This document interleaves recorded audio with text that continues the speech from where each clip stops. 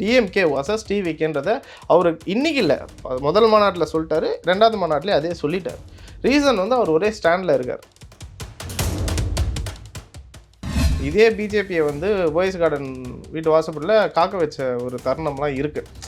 இவங்கள பார்த்து உள்ளே வரத்துக்கு பயந்த தருணம்லாம் இருக்குது. அப்போது தேர்தல் கூட்டணி கொள்கை கூட்டணி எனக்கு புரியல. இப்போ தேர்தல் கூட்டம் வேற, கொள்கை கூட்டம் வேறையா? அப்போ தேர்தலுக்காக என்ன வேணால் பண்ணி யார் கூட வேணால் எங்கே வேணால் போய் சேர்ந்துப்பீங்களா? இதில் ஓட் சோரியை பற்றி விஜய் என்ன பேசியிருக்காரு சார்? நான் தான் சொல்லிட்டேன்ல, திரும்ப நீங்கள் ஓட் சோரை பற்றி பேசுகிறீங்க. ஓட் சோர் எலெக்ஷன் இன்னும் டைம் இருக்குது. எலெக்ஷன் கமிஷன் கூட்டணி யார் கூட இல்லை என்ன ஏதுன்னு எல்லாம் பேசுறதுக்கு இன்னும் டைம் இருக்குது. ரொம்ப இவ்வளோ நாள் நீங்கள் கேட்ட எல்லாத்துக்கும் அவர் பதில் சொல்லிட்டாருங்க. ஆணவ கொலை பற்றி என்ன பேசுங்க? ஆணவ கொலை பற்றி பேசுகிறீங்களா அப்படின்னு சொல்லி நீங்கள் கேட்குறீங்க சார். அது வந்து ரொம்ப சென்சேஷனலான டாபிக் சார். அதுக்கான சரியான இடம் வந்து மாநாடு கிடையாது. இப்போ எஸ்ஐஆர் வந்திருக்கு, இப்போ வந்து ஓட் சோரின்னு பேசுகிறாங்க. அதுக்கடுத்து இப்போ ரீசெண்டாக சீஃப் மினிஸ்டர்ஸ் வந்து இப்போ பிரைம் மினிஸ்டர்லாம் யாரா தப்பு பண்ணியிருந்தாங்க 30 நாளில் ஜெயில் இருந்தாலும் அவங்க பதவியிலாம் தூக்கலாம் அப்படின்ற ஒரு கருப்பு சட்டம்லாம் கொண்டு வந்திருக்காரு. இதை பற்றி விஜய் என்ன பேசினார் சார்? இப்போது ஒரு விஷயம் வந்து நடக்கிறது அப்படின்னு மட்டும்தான் பேச முடியும் இல்லையா? தேவையில்லாமல் அங்கே பேசி 2 நாள் லீவு போட்டு கை காசை செலவு பண்ணி இரவும் பகலுமா வந்து வெயிலில் 102 டிகிரி வெயிலில் ஒருத்தன் வந்து நிற்கிறான்னா அவன் ஓட்டு போட மாட்டான்னு நினைக்கிறீங்களா?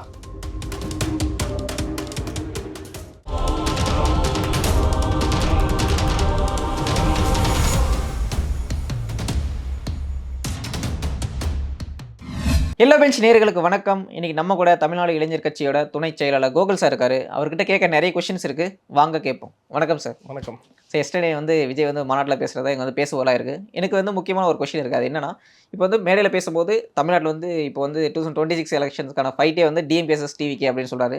இந்த இடத்துல பேசும்போது என்ன சொல்கிறாருன்னா, அதிமுக தொண்டர்கள் மேலே ஒரு கரிசனம் கட்டுறாரு.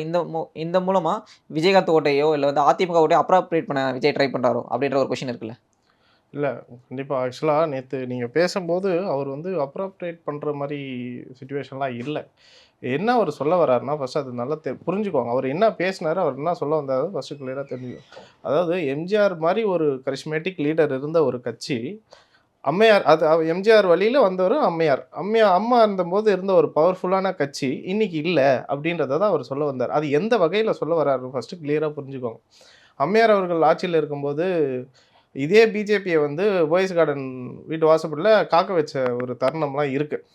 இவங்கள பார்த்து உள்ளே வரத்துக்கு பயந்த தருணம்லாம் இருக்குது.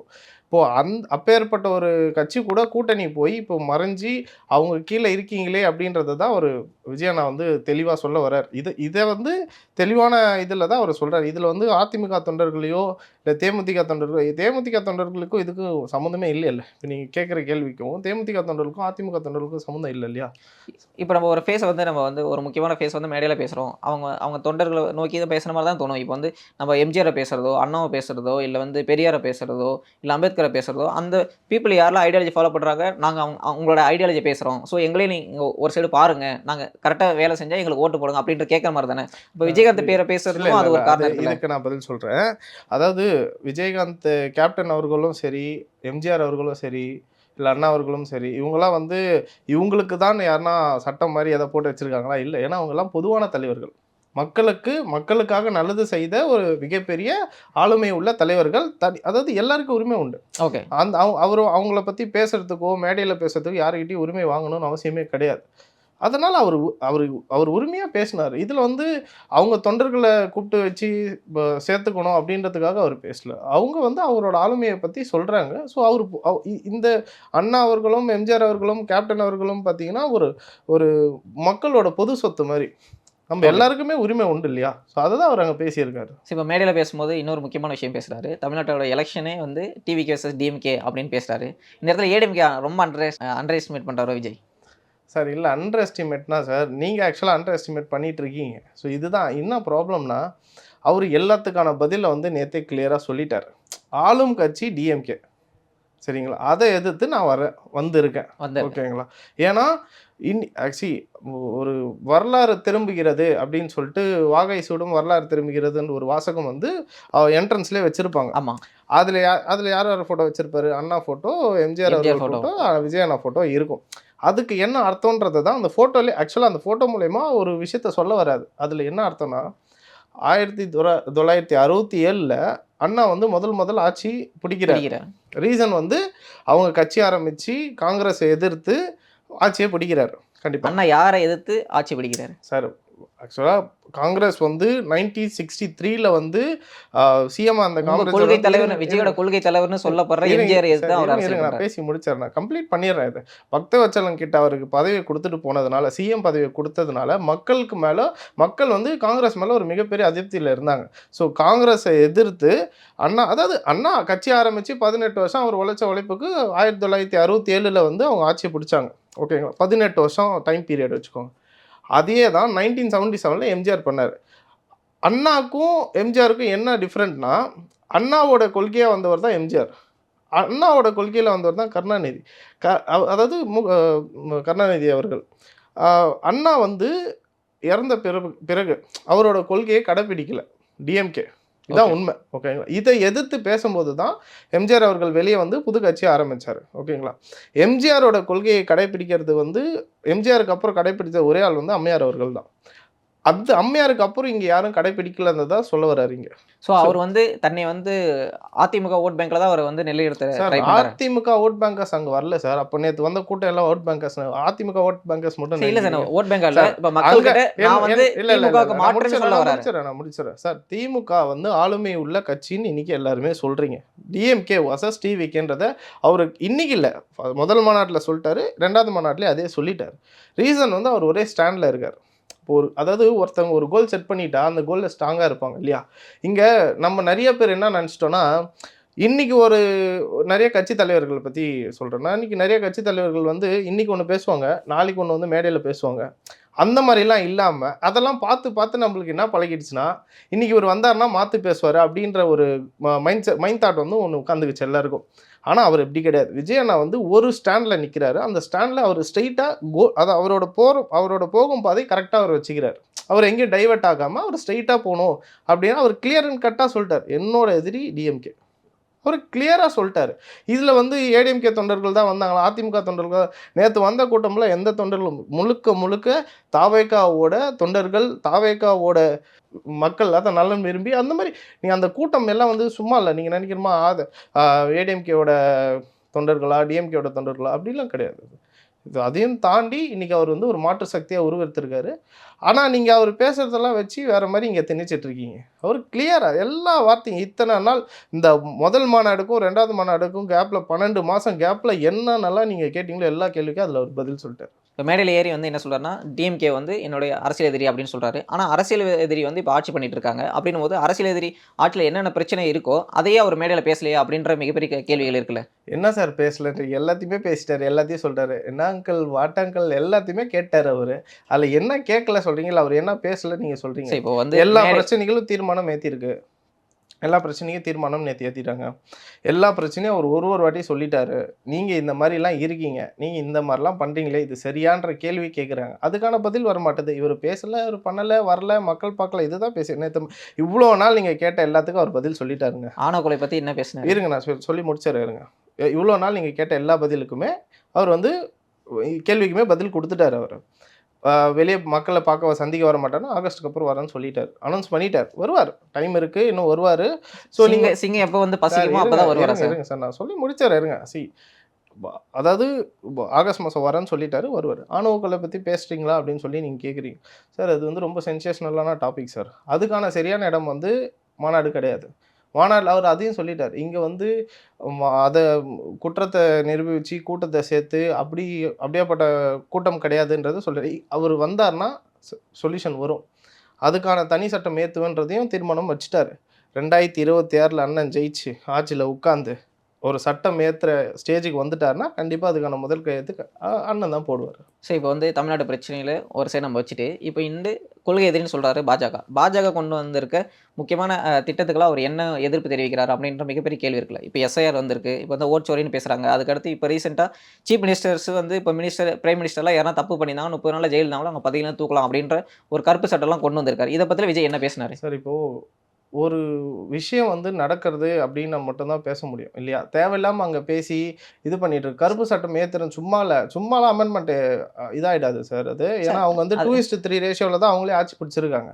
அது இல்ல சார், தனிப்பட்ட இத பத்தி பெரும்பாலும் பேசவே இருங்க மாட்டாரா சார்? நான் பேசி முடிச்சிடுறேன் சார். தனிப்பட்ட பெரும்பாலான பிஜேபி ஆட்சி பிடிக்கல. கூட்டணி கட்சியில பிடிச்சிருக்காங்க. அவங்க ஒரு அமெண்ட்மெண்ட் போட்டாங்கன்னா, அந்த அமெண்ட்மெண்ட் ஆக்ட் வரத்துக்கு அதாவது அவங்க அந்த சட்டத்தை ஏத்துறதுக்கு இன்னும் எவ்வளோ பிரச்சனைகள் அவங்க சந்திக்கணும். இதெல்லாம் வராது. அதாவது இத தவிர்த்து இன்னைக்கு இருக்கிற பிரச்சனைகள பேசலாம் அப்படின்றதுல விஜய் அண்ணா ரொம்ப தெளிவா கிளியர் அண்ட் கட்டா இருக்காரு. முதல்ல அது நல்லா புரிஞ்சுக்கோங்க.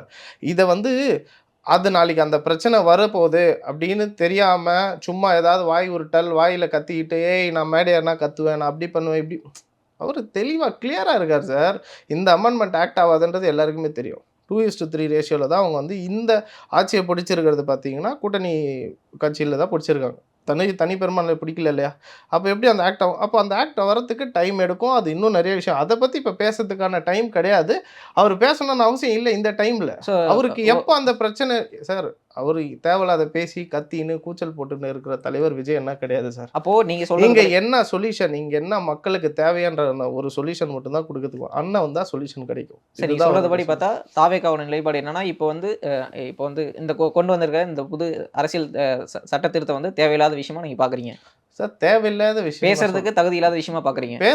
பேசுறதுக்கான தகுதியான விஷயமே இல்ல அது. ஏன்னா அது அமெண்ட்மெண்ட் இப்போ இப்பதான் ஓட் சோரி சார் பத்தி இப்பதான் ராகுல் போட்டிருக்காங்க அதான் சார். சார் அடுத்து சரி அத இத விட்டுருங்க. மறைக்கிறதுக்கு இருங்க. நீங்க சொன்னீங்கல்ல அந்த ஓட் ஷோர மறைக்கிறதுக்காக புதுசா ஒரு விஷயத்த எடுத்துட்டு வந்து பிஜேபி அவர்கள் இந்த ஓட் ஷோர மறைக்கிறதுக்காக புதுசா எடுத்துட்டு வந்த ஒரு பிரச்சனைய தான் இந்த அம் இதுவா சட்ட பார்க்குறேன். திருத்தம். சட்ட திருத்தமா நான் பார்க்குறேன். என்னோட இதுல ஓட் இருந்து நான் சோரிய பார்க்குறேன். பத்தி விஜய் என்ன பேசியிருக்காரு? சார் நான் தான் சொல்லிட்டேன்ல திரும்பவும். நீங்க ஓட் ஷோர பத்தி பேசுறீங்க. ஓட் ஷோர் எலக்ஷன் இன்னும் டைம் இருக்கு. எலக்ஷன் கமிஷன் கூட்டணி யாரு கூட இல்ல என்ன ஏதுன்னு எல்லாம் பேசுறதுக்கு இன்னும் டைம் இருக்கு. நம்ம பேசலாம். இன்னும் டிசம்பர் மந்த் வரைக்கும் இருக்கு நம்மளுக்கு டைம். அத பத்தி பேசலாம். அப்போ அந்த அந்த அந்த ஸ்டேஜ் வரும்போது அவர் பேசுவாரு. பேசாம இருக்க போறதில்ல. எல்லாத்துக்கும் பதில் குடுத்துட்டு இருக்காரு சார். எல்லாத்துக்குமே அவர் பதில் குடுத்துட்டு இருக்காரு சார். குடுக்காம இல்ல சார் அவரு. நீங்க கேட்ட இத்தன நாள் நீங்க கேட்ட கேள்விக்கு எல்லாத்துக்கும் அவர் பதில் குடுத்துட்டாரு. இனிமேல் குடுப்பாரு. சரி, இப்போ வந்து மேடையில பேசும்போது நான் வந்து ஆட்சியில் பங்கு, அதிகாரத்தில் பங்கு அப்படி குடுப்பேன்னு சொல்லிட்டே இருக்காரு. அவர நோக்கி எந்த கட்சி வந்த மாரி தெரியவே இல்லையே! சார் நீங்க அதான் சொல்ட்டேன் இல்லையா? கூட்டணி கட்சிகள் வரல அப்படின்றதுக்குலாம் இன்னும் டைம் இருக்கு சார். அத பத்தி பேசறதுக்கும் நம்மளுக்கும் டைம் இருக்கு. ஸோ நான் அதாவது டிசம்பர் மந்த் வரைக்கும் இருக்கு. பாருங்களேன் டிசம்பருக்கு அப்புறம் எவ்வளோ பெரிய மாற்றம் இருக்கும்.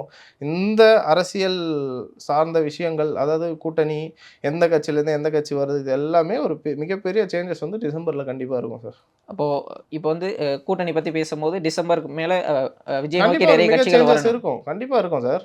கண்டிப்பா இருக்கும். அதான் சொல்றேன் இல்லையா? இப்போ அது சரியான நேரமும் கிடையாது. ஏன்னா, அதுக்கு டைம் இருக்கு. கண்டிப்பா அவரு சொல்லியிருக்காரு. நீங்க சொன்ன மாரி அவர் சொல்லியிருக்காரு. ஆட்சியிலயும் பங்கு, அதிகாரத்திலயும் பங்குன்னு சொல்லிட்டாரு.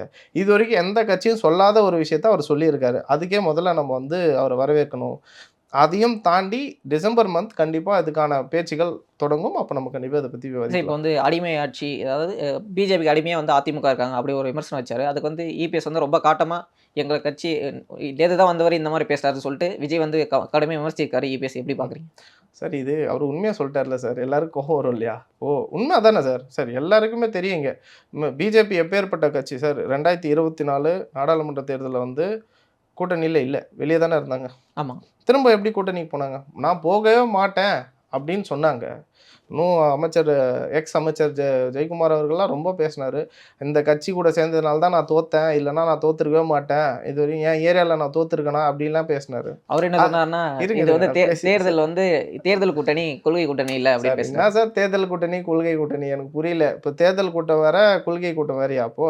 அப்ப தேர்தலுக்காக என்ன வேணா பண்ணுவீங்க. யார் கூட வேணா, எங்க வேணா போய் சேர்ந்துப்பீங்களா? சொல்லுங்க. உண்மையா பேசிட்டாரு. அது ஓப்பனா உடைச்சுட்டாரு. இவ்வளோ நாள் ஏடிஎம்கே பத்தி பேசலன்னு கேட்டீங்க. அவரு நேத்து பேசிட்டாரு. பேசின உடனே இப்ப இவங்கலாம் கொந்தளிக்கிறாங்க. இதான் உண்மை. இதுதான் விஷயம். வேற ஒண்ணும் இல்ல சார். சரி, இப்போ ரீசெண்டா வந்து இபிஎஸ் வந்து ஒரு பிரச்சாரம் இருக்கும்போது ஆம்புலன்ஸ் வருது அப்படின்னு சொல்லிட்டு ஒரு பிரச்சனை வந்துச்சு. அந்த ஆம்புலன்ஸ் டிரைவர வந்து அடுத்த டைம் இதே மாரி வந்துச்சுன்னா, ஆம்புலன்ஸ் டிரைவர வந்து நாங்க வந்து இல்ல நானும் அடிச்சு உள்ள பார்த்தேன். அந்த வீடியோவ பார்த்தேன். ஆக்சுவலா என்னன்னா, அவரு எங்க போய் பேசினாலும் ஒரு ஆம்புலன்ஸ் வரும். நீங்க நல்லா நோட் பண்ணி பாருங்களேன். அவரு எங்க போனாலும் ஒரு ஆம்புலன்ஸ் வரும். அவரு சொல்லுவாரு, "அந்த ஆம்புலன்ஸ்க்கு வழி விடுங்கன்னு." ஒரு நாள் அது மாரி பண்ணிட்டு இருக்கும்போது, இ இ அது என்னடா யாருன்னு திறந்து பார்த்தா யாருமே இல்ல உள்ள.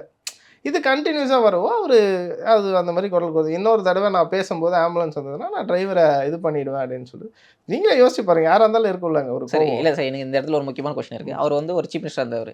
108 சிஸ்டம் எப்படி ஒர்க் ஆகுதுன்னு அவருக்கு தெரியும். 108க்கு ஒரு கால் வந்துச்சுன்னா அந்த வண்டி எல்லாமே ஜிபிஎஸ் ட்ராக்ல ம். அந்த யாருக்கு வந்து கால் பண்ணாங்க, எதுக்கு கால் பண்ணாங்க, எங்கே போகுதுன்றது எல்லாமே ட்ராக்ல இருக்கும். ஒரு சீஃப் மினிஸ்டர் இருக்கிறவர் அவருக்கு ஒரு டேட்டா இருக்கும், ஒரு சோர்ஸ் இருக்கும். அவர்கிட்ட போய் ஏன் வண்டி உண்மையிலேயே அனுப்புறாங்களா அப்படின்னு அவர் கேட்டிருக்காங்களா? சார் அதுக்கு முன்னாடி கேட்டதுனால அதை தெரிஞ்சு கேட்கறதுக்கு சார் முன்னாடியே இல்லை அவர் அதை கேட்டு சார் முதல் வாட்டி வரும்போது அவர் பண்ணலை சார். 4-5 இடத்துல அது வந்ததுனால தான் அதை பொறுக்க முடியாமல் இது என்னன்னு செக் பண்ணி அதை கிளியர் அண்ட் கட்டாக அவர் யோசிச்சு தான் அதை பேசினார். இப்போ 2026 எலெக்ஷன்ஸை பொறுத்து எல்லா கட்சிகளும் வந்து செயல்பட்டு இருக்காங்க. இப்போ விஜயோடைய இந்த ஸ்டெப்ஸ் வந்து ஓட்டா மாறுமா அப்படின்ற ஒரு கொஷின் இருக்குது. அதுக்கு நீங்கள் என்ன பதில் சொல்ல விரும்புறீங்க? சார் அதாவது நேற்று கூட்டம் எல்லாம் வந்து ஓட்டா மாறாதுன்னு சொல்ல வரீங்க, அதானே சொல்கிறீங்க? அதான். சார் நல்லா தெரிஞ்சுக்கோங்க சார், ஒருத்தன் காலையில் அதாவது 2 நாள் லீவு போட்டு அவங்களோட ஆஃபீஸில் 1000 பிரச்சனை இருக்கும், லீவு கொடுக்க மாட்டாங்க, லீவ் எடுக்கக்கூடாதுன்னு ஒரு மிரட்டல் இருக்கும். மிரட்டல்லாம் ஆஃபீஸில் சொல்கிறேன், ஜென்ரலாக எல்லாருக்குமே இருக்க ஒரு பப்ளிக் ஒப்பீனியன் சொல்கிறேன். ஆனால் அதையும் தாண்டி 2 நாள் லீவு போட்டு கை காசை செலவு பண்ணி இரவும் பகலுமா வந்து வெயிலில் 102 டிகிரி வெயிலில் ஒருத்தன் வந்து நிற்கிறான்னா அவன் ஓட்டு போட மாட்டான்னு நினைக்கிறீங்களா? சார் முதல் நாள் நான் வந்து களத்தில் இருந்தேன் சார், அந்த திடலில் நான் இருந்தேன். முதல் நாள் இரவே 50,000 பேர் உள்ளே வந்து படுத்துட்டு இருக்கான் சார். சொல்லுங்கள், 50,000 பேர் தரையில், பார்க்கிங்கில், காருக்கு கீழே, இதெல்லாம் யாருக்காக? இதெல்லாம் ஓட்டா மாறாதுன்னா இதே ஆட்கள் தான் 21ல் ஓட்டா போட்டவங்க. இவங்கெல்லாம் வந்து 2024க்கு முன்னாடி வந்து இங்கே இல்லையா? எல்லாரையும் செவ்வாய் கிரகத்துலேருந்தோ இல்லை வந்து ஏலியனா இவங்களாம் வேற்று கிரகவாசியாக தூக்கிட்டு வந்து இங்கே போட்டு போயிட்டாங்க. இதே மக்கள், இதே ஜனங்கள் தான் வந்து ஓட்டா போட்டாங்க. அதை இந்த வாட்டியும் போடுவாங்க. இது வராதுன்னு சொல்கிறதே மிகப்பெரிய ஒரு தவறான கருத்து சார், எனக்கு என்ன பொறுத்த வரைக்கும். ஸோ உங்கள் நேரத்தை ஒதுக்கி நிறைய கருத்துக்களை தெரிவித்தமைக்கு ரொம்ப நன்றி சார். நன்றி.